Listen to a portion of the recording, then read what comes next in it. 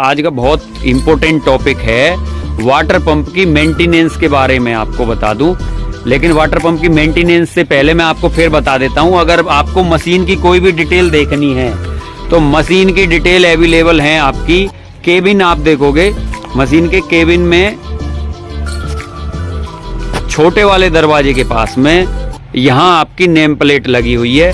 इस name plate पे आप देखोगे तो machine model number SLM 4300, machine serial number ये जो आपका 3186 इस पे लिखा है, ये पूरा सीरियल नंबर है। अगर आप ये भी बता देंगे तो भी काफी है सर्विस इंजीनियर के लिए। और prime serial number, prime mover serial number, यानी कि इंजन इसमें लगा है तो इसमें इंजन सीरियल नंबर ये है और ईयर ऑफ मैन्युफैक्चरिंग ये है।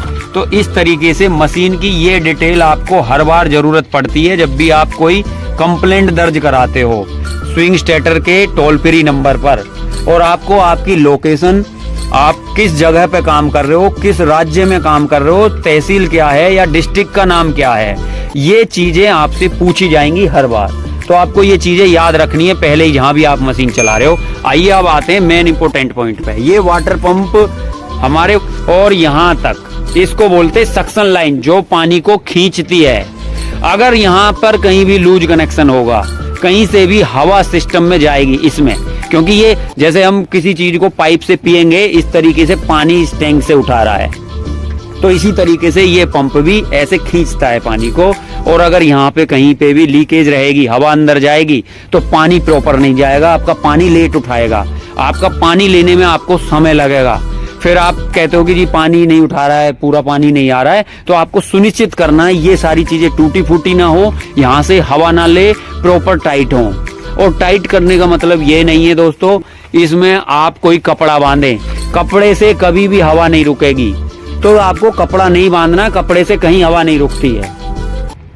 तो इन चीजों को आपको ध्यान रखना है, ये प्रॉपरली टाइट रहें, आपके टैंक में पानी रहे, ये भी चीजें चेक कर लें। और हर बार जितनी बार आप बैच बनाओगे उसमें 2 से 3 बार आपको, ये देखिए बहुत इंपॉर्टेंट है, ये जाली हर बार चेक करनी है। ये जाली बहुत इंपॉर्टेंट है, आपको देखने में छोटी लग रही होगी लेकिन आपके 50,000 के पंप को सेव करती है। देखिए इस जाली में कचरा रुक जाता है, अगर इसमें ज्यादा कचरा भरा होगा तो भी पानी ये कम लेगा, पानी लेने में आपको परेशानी होगी इस जाली को जाम होने की वजह से।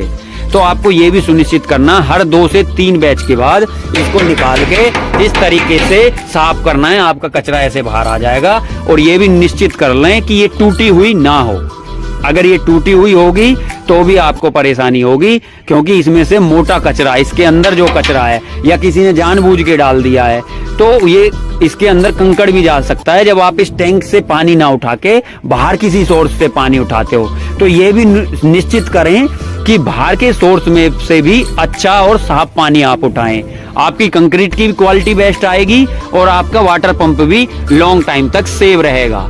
ये चीज आप सुनिश्चित करें। उसके बाद आप देखिए कई बार ये जबरदस्ती लोग इसको पकड़ के चढ़ते हैं, पकड़ के चढ़ जाते हैं, तो ग्रीसिंग करनी हो या कुछ करना हो तो यहाँ से ये चीज टूट जाती है, ये चीज।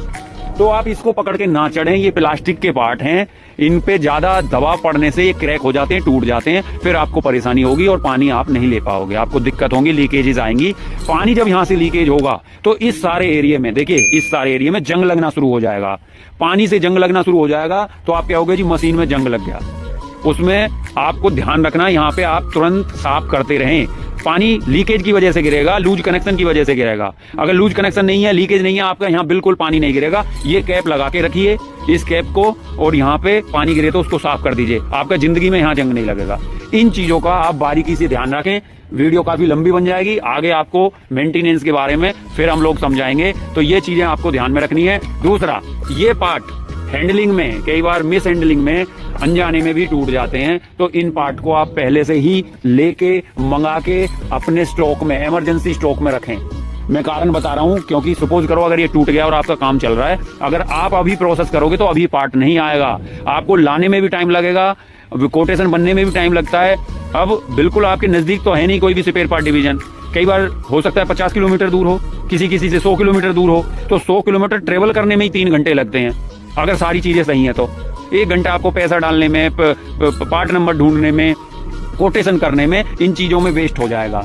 तो आप पहले से ये जाली, ये 3 वे वाल्व, ये एफ कपलर, ये पाइप, ये क्लैंप, इन पाइप में भी कई बार जैसे पंचर हो जाता है टायर में, ऐसे पंचर हो जाता है। अगर वहां से हवा लेगा तो भी आपका पानी दिक्कत करेगा। तो आपको इन चीजों को ध्यान में रखना चाहिए।